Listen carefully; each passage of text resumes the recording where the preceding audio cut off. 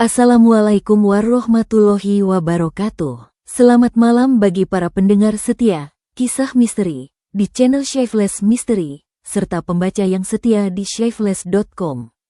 Malam ini, kami akan membawakan kisah yang akan menggugah jiwa dan menegangkan nadi, sebuah perjalanan ke dalam kegelapan yang tak terduga, di mana balas dendam bukan datang dari tangan manusia, tetapi dari jiwa hutan yang telah menyaksikan segalanya.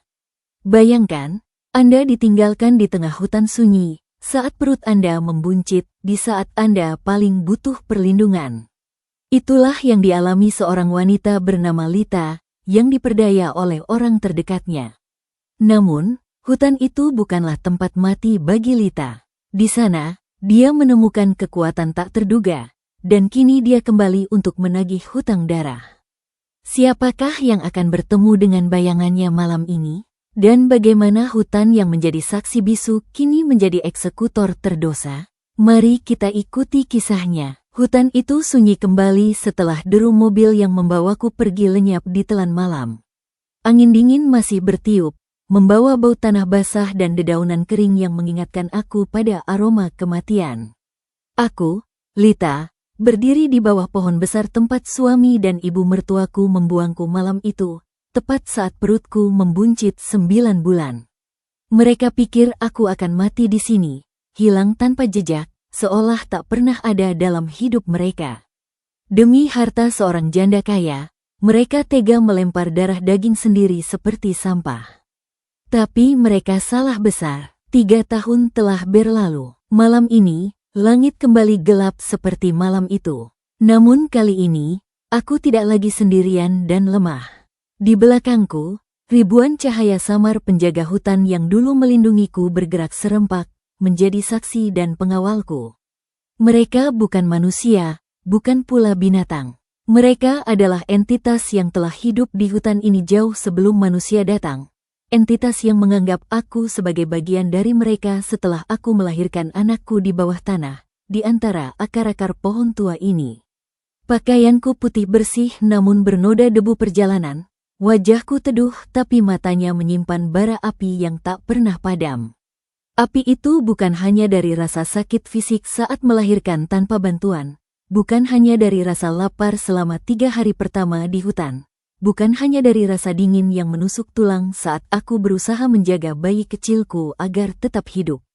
Api itu adalah api dari janji yang aku buat pada diri sendiri dan pada anakku yang kini berada di tempat aman, jauh dari semua ini. Aku mulai melangkah. Kamera menangkap gerakanku dari belakang. Tubuhku bergerak perlahan namun pasti, menjauhi kegelapan hutan dan berjalan lurus menembus kabut tipis yang membatasi hutan dengan peradaban. Kabut itu bukan kabut biasa. Kabut itu adalah penghalang antara dunia mereka dan dunia saya. Kabut itu adalah saksi bagaimana mereka membuang saya, dan bagaimana saya kembali.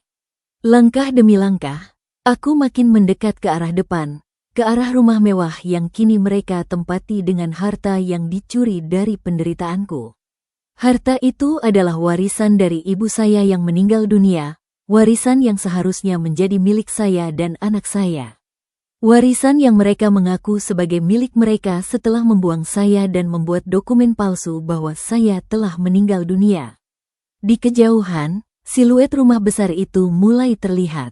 Lampunya menyala terang, kontras dengan hatiku yang dingin membatu. Semakin aku berjalan ke depan, bayanganku makin memanjang di tanah, seolah merentang menjerat apa saja yang ada di hadapanku.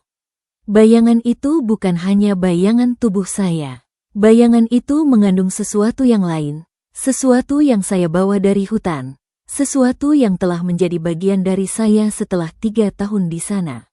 Lalu, saat aku makin mendekat ke arah cahaya rumah itu, suaraku terdengar berat dan jelas, menggema menembus udara malam, seakan diucapkan tepat di telinga mereka, "Aku akan mencarimu."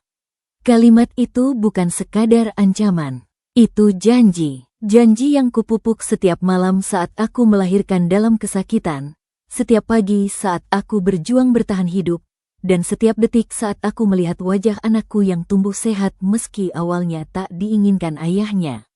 Anakku yang kini memiliki mata seperti saya, tetapi juga memiliki sesuatu yang lain di dalamnya, sesuatu yang saya tidak bisa menjelaskan, sesuatu yang datang dari hutan. Langkahku tak terhenti. Jalan dari belakang ke depan itu panjang, tapi aku sudah sampai di ujungnya. Pintu rumah itu masih tertutup rapat, tapi bagi mereka yang memiliki hutang dosa, tak ada kunci yang bisa mengunci kedatangan pembalas dendam. Aku berhenti tepat di depan pintu. Tubuhku kini terlihat utuh dari depan, menatap lurus ke arah jendela di mana sosok Andi dan ibunya terlihat duduk santai tanpa beban. Mereka sedang minum teh, seperti biasa setiap malam. Mereka sedang berbicara tentang rencana mereka untuk membeli properti baru, tentang bagaimana kehidupan mereka semakin baik setelah kematian saya. Malam ini, permainan berakhir. Malam ini, pencarianku selesai. Dan kata-kata itu terus bergaung di udara, menembus dinding kayu dan tembok bata, sampai masuk ke dalam mimpi buruk mereka. Aku akan mencarimu, dan aku takkan pergi sampai semuanya lunas dibayar. Di dalam rumah yang hangat dan penuh dengan barang-barang mewah, Andi dan ibunya, Nyonya Ratna, sedang menikmati teh chamomile mereka. Ruangan itu dihiasi dengan lukisan-lukisan mahal, perabotan antik, dan lampu-lampu yang memberikan cahaya lembut. Semua ini adalah hasil dari warisan yang mereka curi dari Lita. Kita harus mempertimbangkan membeli villa di Bali, kata Ratna dengan senyum puas. Musim panas ini kita bisa menghabiskan waktu di sana. Andi mengangguk, tetapi ada sesuatu di matanya yang tidak pernah benar-benar hilang sejak 3 tahun lalu. Sesuatu yang seperti bayangan kecil, sesuatu yang membuatnya kadang-kadang terbangun di tengah malam dengan rasa panik yang tidak bisa dijelaskan. Ibu, kata Andi dengan suara rendah, apakah kamu pernah berpikir tentang Lita? Ratna menghela napas. Andi, kita sudah membicarakan ini. Lita sudah tidak ada. Dia meninggal di hutan itu. Dokumen sudah jelas. Kita tidak perlu terus memikirkan hal itu. Tetapi saya kadang-kadang merasa seperti dia masih ada, kata Andi, melihat ke jendela. Kadang-kadang saya merasa seperti ada yang mengawasi kita. Ratna menepuk tangan Andi. Itu hanya imajinasi kamu. Kamu terlalu banyak bekerja. Kita sudah melewati semua ini. Sekarang kita memiliki kehidupan yang baik. Jangan biarkan masa lalu mengganggu kita. Tetapi di luar jendela, sesuatu bergerak. Bayangan panjang yang tidak sesuai dengan bentuk pohon atau tanaman di taman. Bayangan itu bergerak perlahan, mendekati rumah. Dan kemudian, mereka mendengar sesuatu. Suara yang seperti berasal dari jauh, tetapi juga seperti berasal dari sangat dekat. Suara yang berat dan jelas, aku akan mencarimu. Ratna dan Andi terdiam. Teh di tangan Ratna berhenti bergerak. Andi melihat ke jendela dengan mata penuh ketakutan. Suara apa itu? Ratna bertanya. Suaranya mulai gemetar. Itu seperti suara Lita, kata Andi, berdiri dari kursinya. Tetapi tidak mungkin. Dia sudah. Suara itu datang lagi. Lebih jelas sekarang, seperti seseorang berdiri tepat di luar jendela dan berbicara langsung ke dalam ruangan. Aku akan mencarimu, dan aku takkan pergi sampai semuanya lunas dibayar. Ratna berdiri, wajahnya putih. Ini tidak mungkin. Ini pasti seseorang yang bermain-main. Tetapi ketika mereka melihat ke jendela, mereka melihat sesuatu. Sesuatu yang membuat mereka tidak bisa bergerak, tidak bisa berbicara, tidak bisa berpikir. Di luar jendela, berdiri seorang wanita dengan pakaian putih. Wanita itu memiliki wajah yang mereka kenal, wajah yang mereka pikir sudah tidak ada lagi di dunia ini. Wajah Lita, tetapi ada sesuatu yang berbeda. Matanya tidak seperti mata manusia biasa. Matanya memiliki cahaya yang aneh. Cahaya yang seperti berasal dari sesuatu yang bukan dari dunia ini. Dan wanita itu menatap langsung ke dalam ruangan, menatap langsung ke Andi dan Ratna, dengan tatapan yang membuat mereka merasa seperti mereka sudah mati. Lita berdiri di depan pintu rumah. Pintu itu besar dan mahal, dibuat dari kayu jati yang kuat. Tetapi bagi Lita, pintu itu tidak berarti apa-apa. Dia tahu bahwa pintu itu tidak bisa menghentikan dia. Dia tahu bahwa bagi mereka yang memiliki hutang dosa, tidak ada pintu yang bisa melindungi mereka. Dia tidak perlu membuka pintu. Dia hanya perlu berdiri di depan pintu, dan pintu itu akan terbuka dengan sendiri. Karena sesuatu yang dia bawa dari hutan, sesuatu yang telah menjadi bagian dari dia, memiliki kekuatan yang tidak bisa dijelaskan dengan kata-kata manusia. Dan pintu itu mulai bergerak.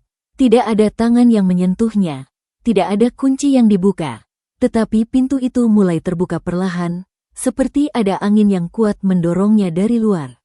Tetapi tidak ada angin, udara di luar diam dan sunyi. Di dalam rumah, Andi dan Ratna melihat pintu depan mulai terbuka. Mereka tidak bisa bergerak, mereka tidak bisa lari, mereka hanya bisa berdiri dan melihat pintu itu terbuka, dan melihat wanita yang mereka pikir sudah mati berdiri di depan pintu itu. Lita melangkah masuk, langkahnya perlahan dan pasti. Dia tidak terlihat seperti orang yang marah atau emosional. Dia terlihat seperti orang yang sudah menentukan tujuan dan tidak akan berhenti sampai tujuan itu tercapai.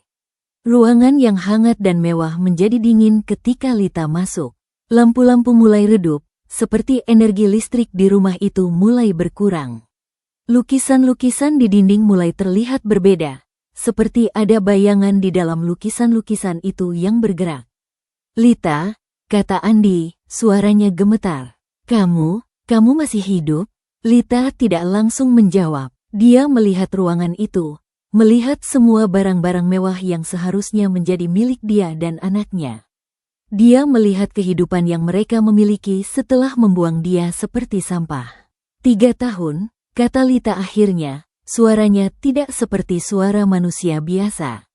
Suaranya memiliki nada yang seperti berasal dari banyak sumber, seperti banyak orang berbicara bersama-sama. 3 tahun saya hidup di hutan. 3 tahun saya berjuang untuk hidup.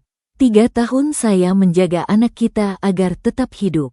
Ratna mulai berbicara, tetapi suaranya tidak keluar. Dia ingin mengatakan sesuatu, ingin meminta maaf, ingin menjelaskan, tetapi lidahnya tidak bisa bergerak.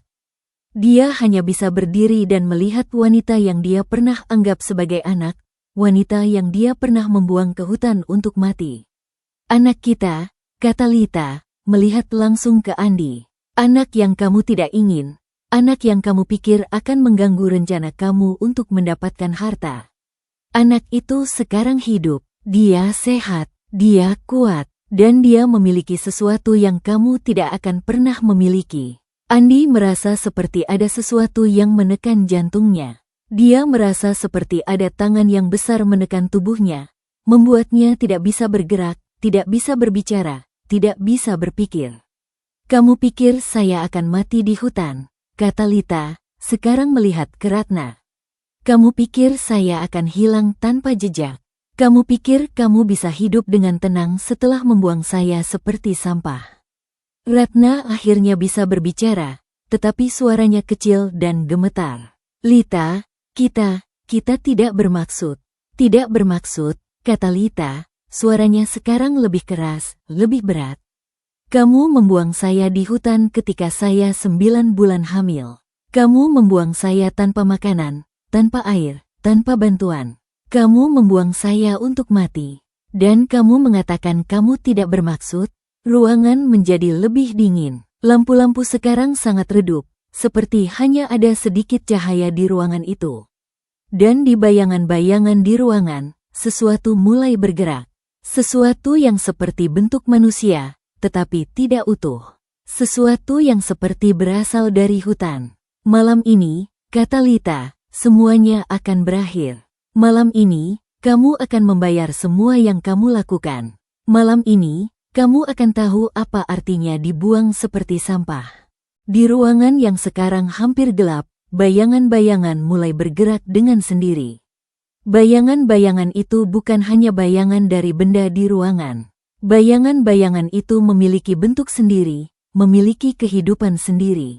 Bayangan-bayangan itu bergerak dari dinding, dari lantai, dari furnitur, dan mulai mengelilingi Andi dan Ratna. Bayangan-bayangan itu tidak membuat suara, tetapi mereka memiliki presensi yang kuat. Presensi yang membuat Andi dan Ratna merasa seperti mereka sedang dikelilingi oleh sesuatu yang hidup, sesuatu yang ingin sesuatu dari mereka. Lita berdiri di tengah ruangan, tidak bergerak. Dia hanya melihat Andi dan Ratna dengan tatapan yang tidak memiliki emosi manusia. Tatapan itu seperti tatapan dari sesuatu yang sudah menentukan tujuan dan tidak akan berhenti sampai tujuan itu tercapai. Saya tidak datang sendiri, kata Lita, suaranya sekarang seperti banyak suara berbicara bersama-sama. Saya datang dengan mereka, mereka yang hidup di hutan. Mereka yang melindungi saya ketika saya hampir mati. Mereka yang membantu saya ketika saya melahirkan. Mereka yang menjadi keluarga saya ketika keluarga saya sendiri membuang saya. Bayangan-bayangan itu mulai mendekati Andi dan Ratna. Bayangan-bayangan itu tidak menyentuh mereka, tetapi mereka membuat Andi dan Ratna merasa seperti ada tangan yang menyentuh mereka. Ada sesuatu yang menekan mereka, ada sesuatu yang ingin masuk ke dalam tubuh mereka. Di hutan, kata Lita, ada sesuatu yang tidak kamu tahu. Ada sesuatu yang hidup di sana jauh sebelum manusia datang. Ada sesuatu yang menganggap hutan sebagai rumah mereka. Dan ketika saya datang ke hutan, ketika saya hampir mati di hutan, mereka datang ke saya. Mereka membantu saya. Mereka membuat saya bagian dari mereka. Ratna mulai menangis. Dia tidak bisa mengontrol dirinya.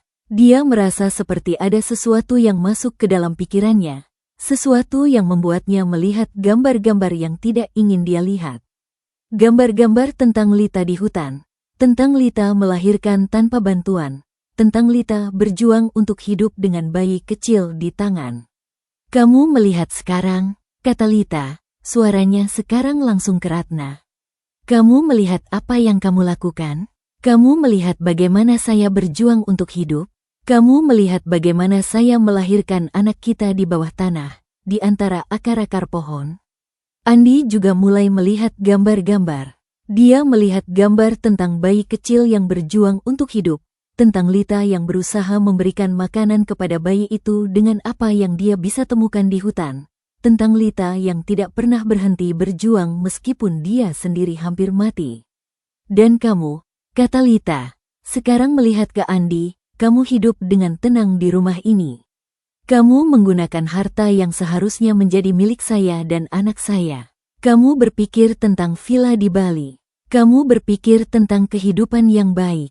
Kamu tidak pernah berpikir tentang saya dan anak kita. Bayangan-bayangan sekarang sangat dekat dengan Andi dan Ratna. Bayangan-bayangan itu mulai memiliki bentuk yang lebih jelas. Bentuk yang seperti manusia, tetapi tidak utuh. Bentuk yang seperti memiliki luka, memiliki sakit, memiliki penderitaan. Saya tidak akan membunuh kamu, kata Lita. Karena membunuh kamu terlalu mudah. Karena membunuh kamu tidak akan membuat kamu tahu apa artinya penderitaan yang saya alami. Lita mengangkat tangan. Tangan itu tidak seperti tangan manusia biasa. Tangan itu memiliki sesuatu yang seperti cahaya samar, cahaya yang seperti berasal dari hutan. Saya akan membuat kamu hidup seperti saya hidup di hutan. Saya akan membuat kamu merasa seperti saya merasa ketika saya dibuang seperti sampah. Saya akan membuat kamu tahu apa artinya berjuang untuk hidup ketika tidak ada yang membantu. Bayangan-bayangan sekarang mulai menyentuh Andi dan Ratna. Sentuhan itu tidak fisik, tetapi sentuhan itu langsung ke pikiran mereka, langsung ke jiwa mereka. Dan kemudian, ruangan menjadi gelap total. Lampu-lampu mati. Tidak ada cahaya dari luar. Tidak ada cahaya dari dalam. Di kegelapan total, Andi dan Ratna mendengar suara Lita. Suara yang sekarang seperti berasal dari semua arah. Suara yang seperti banyak orang berbicara bersama-sama. Aku akan mencarimu. Dan aku takkan pergi sampai semuanya lunas dibayar. Ketika lampu mati, kegelapan tidak hanya menjadi tidak ada cahaya. Kegelapan menjadi sesuatu yang hidup, sesuatu yang memiliki bentuk, sesuatu yang memiliki presensi. Andi dan Ratna tidak bisa melihat apa-apa, tetapi mereka bisa merasa sesuatu. Mereka bisa merasa seperti mereka tidak lagi berada di ruangan rumah mereka. Mereka bisa merasa seperti mereka berada di tempat lain, di tempat yang mereka tidak tahu, di tempat yang membuat mereka merasa panik dan takut. Dan kemudian, mereka mulai melihat sesuatu. Tidak dengan mata mereka, tetapi dengan pikiran mereka. Mereka mulai melihat gambar-gambar tentang hutan, tentang tempat di mana Lita dibuang, tentang tempat di mana Lita berjuang untuk hidup. Gambar-gambar itu jelas dan detail. Mereka melihat pohon besar di mana Lita dibuang. Mereka melihat tanah basah dan dedaunan kering. Mereka melihat Lita yang berusaha berdiri dengan perut yang buncit 9 bulan. Mereka melihat Lita yang berjalan dengan sakit, dengan tidak ada tujuan, dengan tidak ada harapan. Ini adalah tempat di mana kamu membuang saya, kata suara Lita, suara yang sekarang seperti berasal dari kegelapan di sekitar mereka. Ini adalah tempat di mana saya mulai berjuang untuk hidup. Ratna merasa seperti dia berada di hutan itu. Dia merasa seperti dia bisa merasa dingin yang Lita merasa, bisa merasa sakit yang Lita merasa, bisa merasa takut yang Lita merasa. Kamu merasa sekarang, kata suara Lita. Kamu merasa bagaimana saya merasa ketika kamu membuang saya di tempat ini. Andi juga merasa seperti dia berada di hutan itu. Dia merasa seperti dia bisa melihat semua yang Lita melihat ketika dia dibuang. Dia merasa seperti dia bisa merasa semua yang Lita merasa ketika dia berjuang untuk hidup. Gambar-gambar sekarang berubah. Mereka melihat Lita yang melahirkan.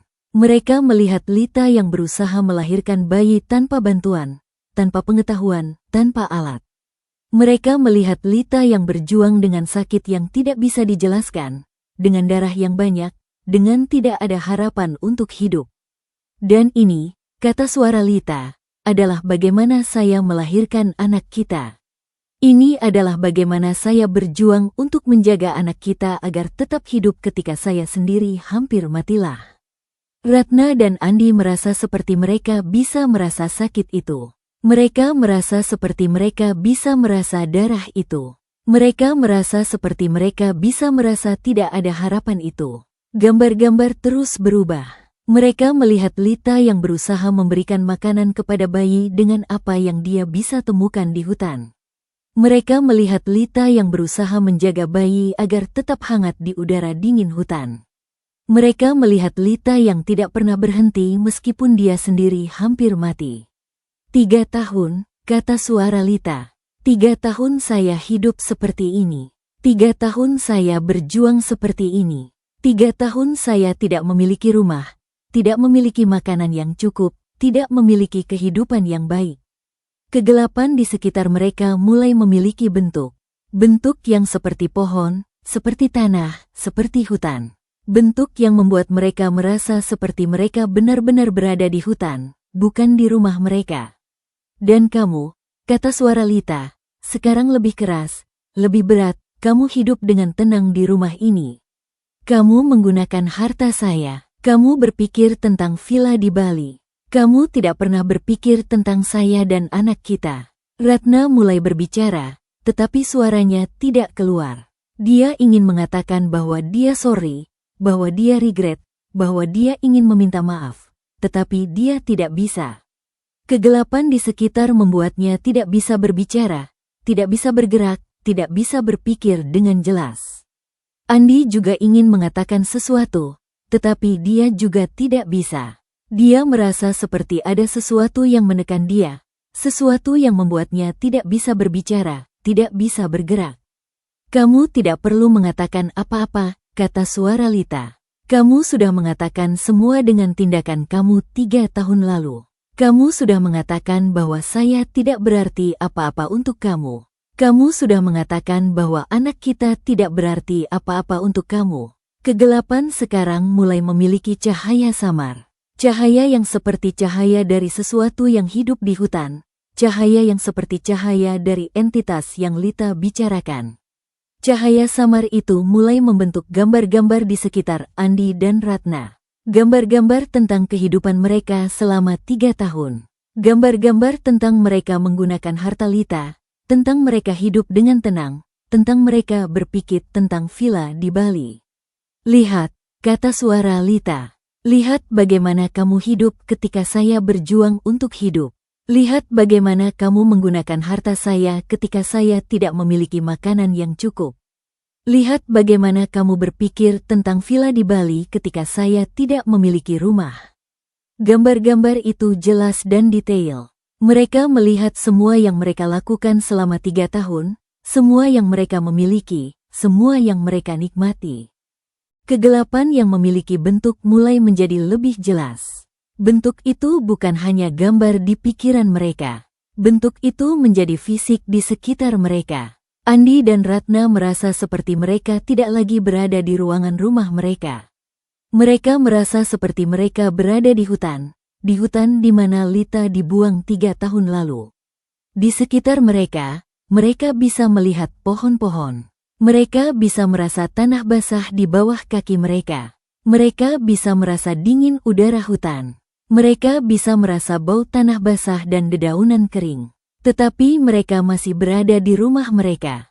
Mereka masih berada di ruangan yang sama.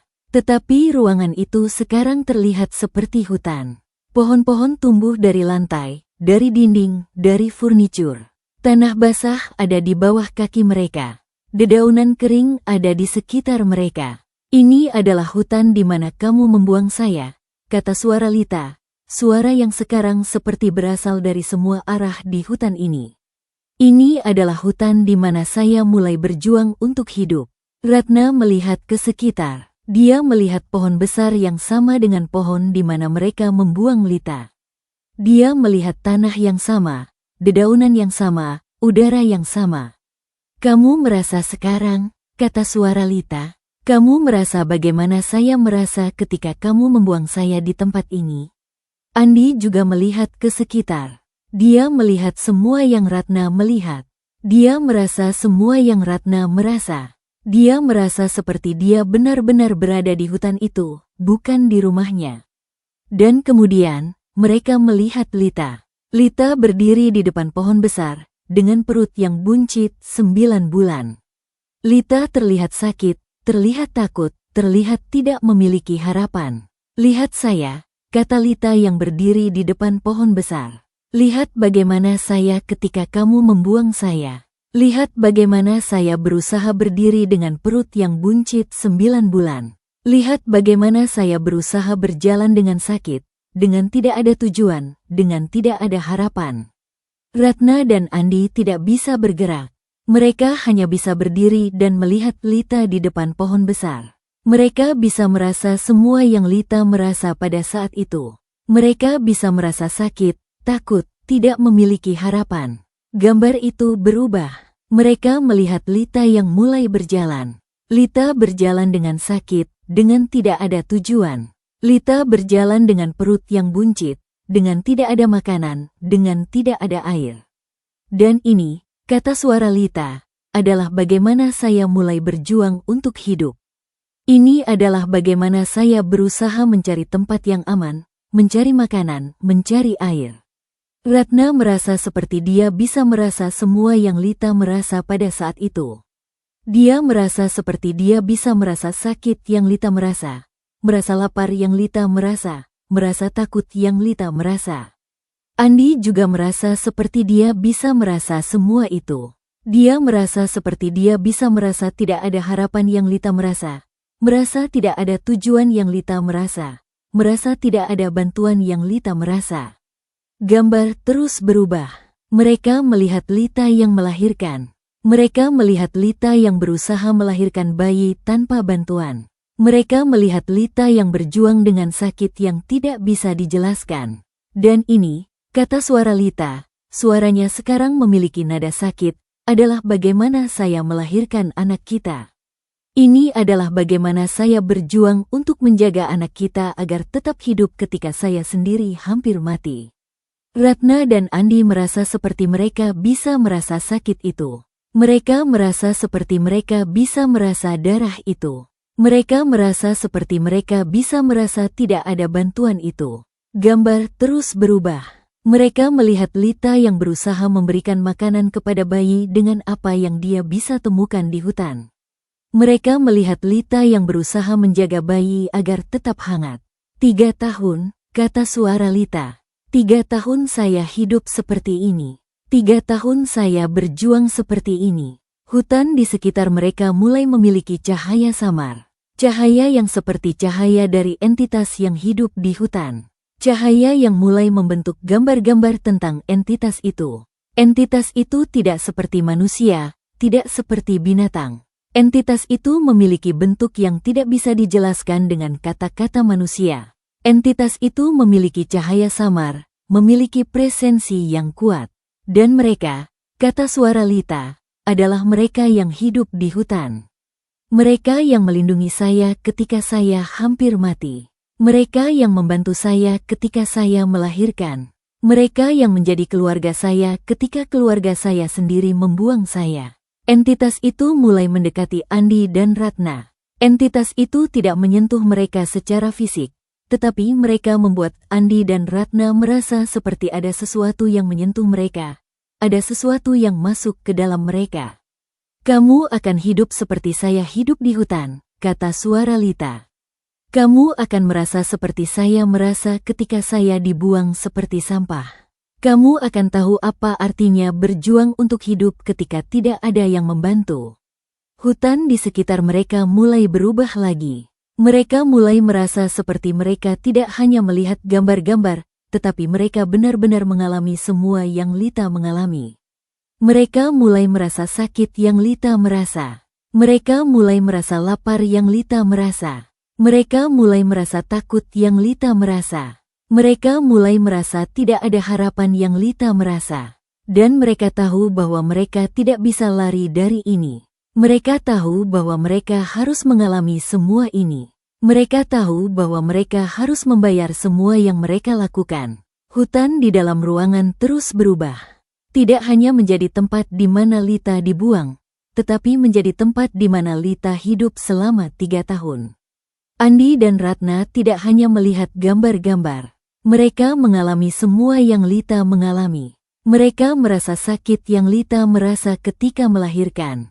Mereka merasa lapar yang Lita merasa ketika tidak ada makanan. Mereka merasa takut yang Lita merasa ketika tidak ada bantuan. Tetapi mereka tidak mengalami ini secara fisik. Mereka mengalami ini secara mental, secara emosional, secara spiritual. Mereka merasa seperti mereka benar-benar berada di situasi itu, benar-benar mengalami semua itu.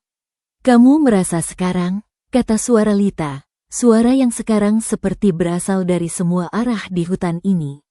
Kamu merasa bagaimana saya merasa ketika kamu membuang saya? Kamu merasa bagaimana saya berjuang untuk hidup? Kamu merasa bagaimana saya melahirkan anak kita tanpa bantuan? Ratna tidak bisa berbicara. Dia hanya bisa merasa. Dia merasa sakit, merasa lapar, merasa takut. Dia merasa seperti dia benar-benar berada di situasi itu, benar-benar mengalami semua itu. Andi juga tidak bisa berbicara. Dia juga hanya bisa merasa. Dia merasa semua yang Ratna merasa. Dia merasa seperti dia benar-benar berada di situasi itu, benar-benar mengalami semua itu. Dan kamu, kata suara Lita, sekarang lebih keras, lebih berat, kamu hidup dengan tenang di rumah ini. Kamu menggunakan harta saya. Kamu berpikir tentang villa di Bali. Kamu tidak pernah berpikir tentang saya dan anak kita. Hutan di sekitar mereka mulai memiliki gambar-gambar tentang kehidupan mereka selama 3 tahun.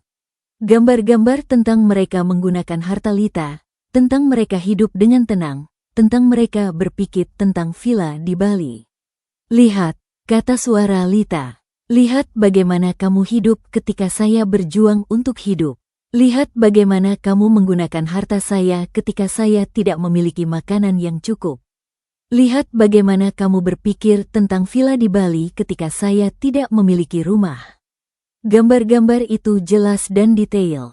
Mereka melihat semua yang mereka lakukan selama 3 tahun, semua yang mereka memiliki, semua yang mereka nikmati. Dan kemudian, gambar-gambar itu berubah lagi. Mereka melihat anak Lita. Mereka melihat bayi yang sekarang menjadi anak kecil yang sehat dan kuat, tetapi memiliki sesuatu yang berbeda di matanya. Anak kita, kata suara Lita. Suaranya sekarang memiliki nada yang berbeda, nada yang seperti memiliki emosi. Anak yang kamu tidak ingin. Anak yang sekarang hidup dan kuat. Anak yang memiliki sesuatu yang kamu tidak akan pernah memiliki. Gambar anak itu jelas. Anak itu memiliki mata seperti Lita, tetapi juga memiliki sesuatu yang lain. Sesuatu yang membuat anak itu terlihat berbeda dari anak manusia biasa.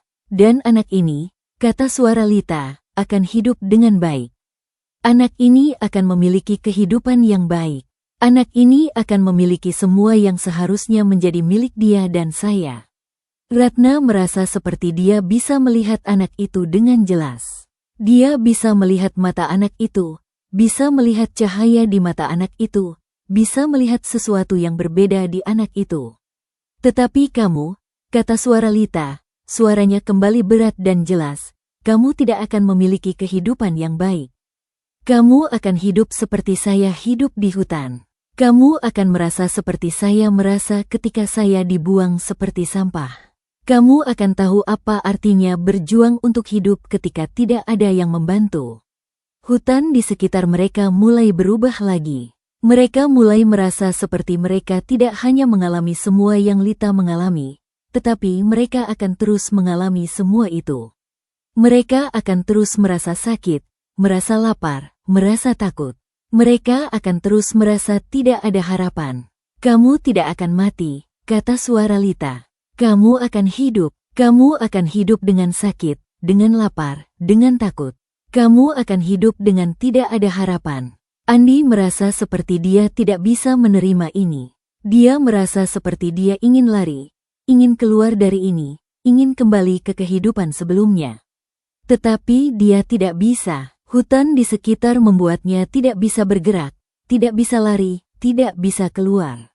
Ratna juga merasa seperti dia ingin lari, ingin keluar dari ini. Tetapi dia juga tidak bisa. Dia merasa seperti dia terjebak di hutan ini, terjebak di semua ini. Kamu tidak bisa lari, kata suara Lita. Kamu tidak bisa keluar. Kamu harus mengalami semua ini. Kamu harus membayar semua yang kamu lakukan. Entitas di hutan mulai mendekati Andi dan Ratna lagi. Entitas itu membuat mereka merasa seperti ada sesuatu yang masuk ke dalam mereka. Sesuatu yang akan membuat mereka terus mengalami semua ini. Sesuatu yang akan membuat mereka terus merasa sakit, merasa lapar, merasa takut. Dan ini, kata suara Lita, adalah pembayaran yang harus kamu bayar. Pembayaran untuk semua yang kamu lakukan. Pembayaran untuk membuang saya seperti sampah. Pembayaran untuk mengambil harta saya. Pembayaran untuk tidak pernah berpikir tentang saya dan anak kita. Andi dan Ratna tahu bahwa mereka tidak bisa lari dari ini. Mereka tahu bahwa mereka harus menerima ini. Mereka tahu bahwa mereka harus membayar semua yang mereka lakukan. Dan mereka mulai menerima. Mereka mulai merasa seperti mereka harus mengalami semua ini. Mereka mulai merasa seperti mereka harus membayar semua yang mereka lakukan. Hutan di dalam ruangan mulai menjadi lebih stabil. Tidak lagi berubah, tetapi menjadi tempat yang tetap, tempat di mana Andi dan Ratna akan terus berada. Andi dan Ratna tidak hanya mengalami semua yang Lita mengalami secara mental, emosional, spiritual. Mereka sekarang mulai mengalami semua itu secara fisik juga. Mereka mulai merasa sakit fisik yang Lita merasa ketika melahirkan. Mereka mulai merasa lapar fisik yang Lita merasa ketika tidak ada makanan. Mereka mulai merasa takut fisik yang Lita merasa ketika tidak ada bantuan. Tetapi mereka tidak berada di hutan fisik. Mereka masih berada di ruangan rumah mereka. Tetapi ruangan itu sekarang terlihat seperti hutan. Dan mereka merasa seperti mereka berada di hutan fisik. Kamu sekarang berada di tempat di mana saya berada 3 tahun, kata suara Lita, suara yang sekarang seperti berasal dari semua arah di hutan ini. Kamu sekarang merasa seperti saya merasa 3 tahun. Kamu sekarang mengalami seperti saya mengalami 3 tahun. Ratna merasa sakit fisik yang kuat.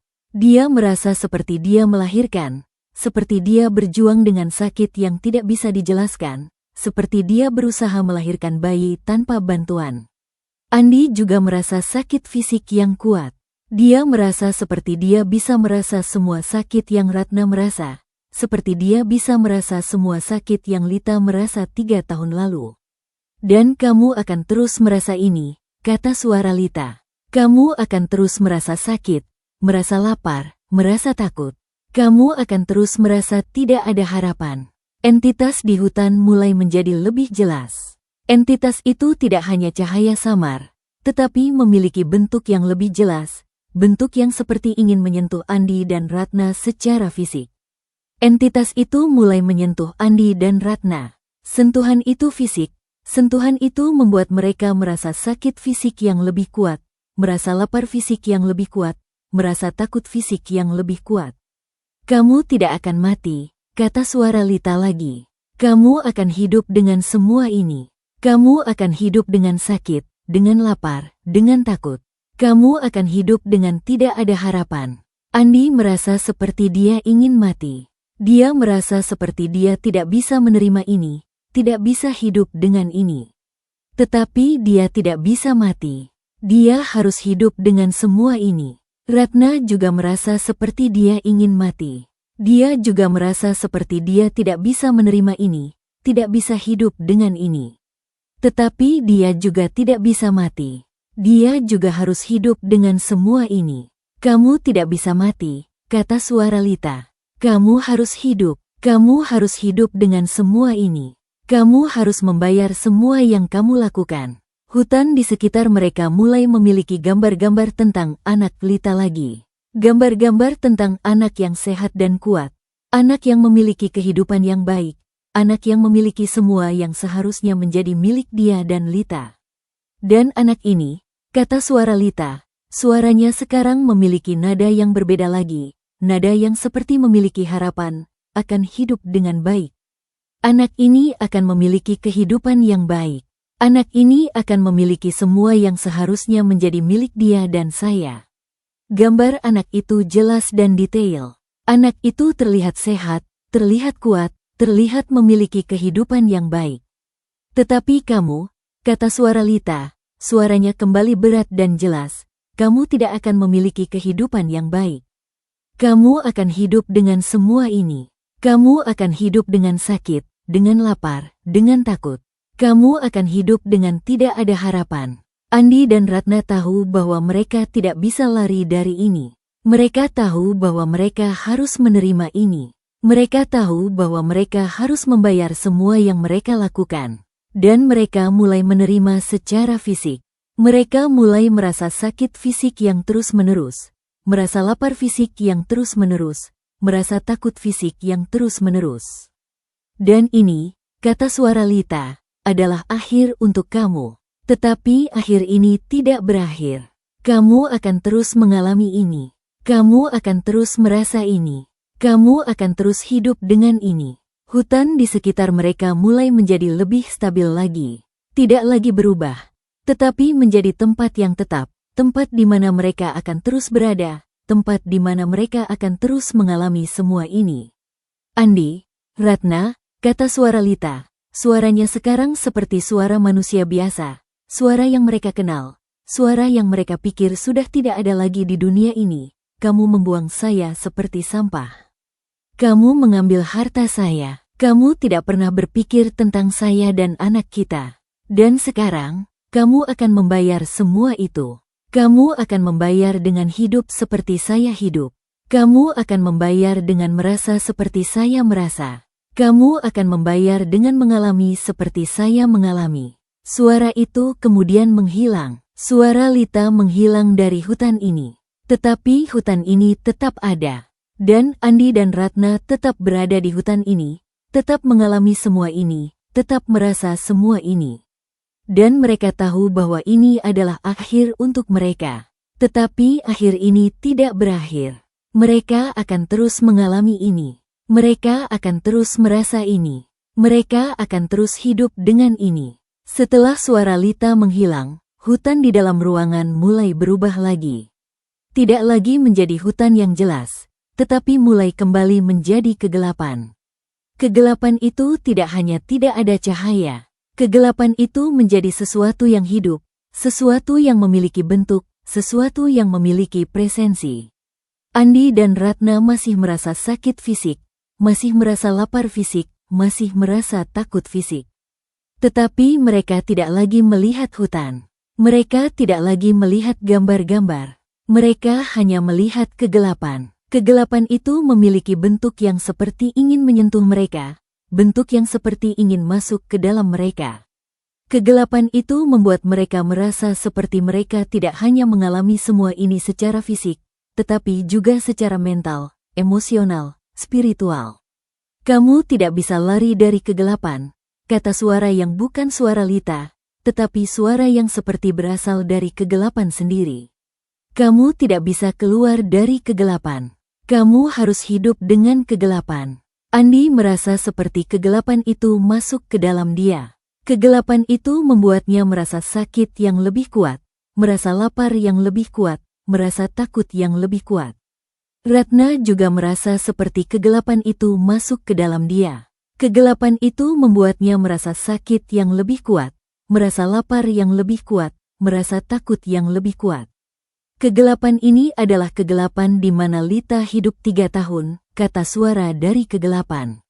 Kegelapan ini adalah kegelapan di mana Lita berjuang untuk hidup. Kegelapan ini adalah kegelapan di mana Lita melahirkan anaknya. Kegelapan itu mulai memiliki gambar-gambar lagi. Gambar-gambar tentang Lita di kegelapan, tentang Lita berjuang di kegelapan, tentang Lita melahirkan di kegelapan. Lihat, kata suara dari kegelapan. Lihat bagaimana Lita hidup di kegelapan. Lihat bagaimana Lita berjuang di kegelapan.